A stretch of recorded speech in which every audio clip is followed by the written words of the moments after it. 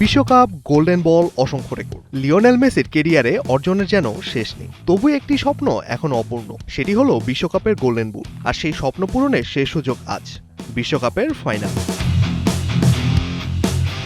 এবারের আসরে এখন পর্যন্ত 10 গোল নিয়ে গোল্ডেন বুটের দৌড়ে সবার ওপরে আছেন কিলিয়ান এমবাপ্পে। অন্যদিকে মেসির ঝুলিতে রয়েছে 8 গোল। তাই শুধু একটি বা দুটি গোল করলেই হবে না, তাই গোল্ডেন বুট জিততে হলে আর্জেন্টাইন অধিনায়ককে গড়তে হবে বিশেষ কিছু।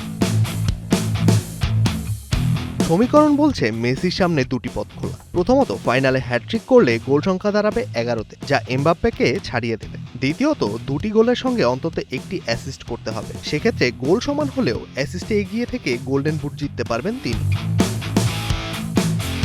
তবে কাজটা মোটেও সহজ নয়। প্রতিপক্ষ ইউরোপের শক্তিশালী দল স্পেন, আর বিশ্বকাপের ফাইনালে হ্যাটট্রিকের ইতিহাস খুবই বিরল। এখন পর্যন্ত মাত্র 2 জন ফুটবলার এই কীর্তি গড়েছেন। তাই মেসির সামনে অপেক্ষা করছে ক্যারিয়ারের অন্যতম কঠিন পরীক্ষা।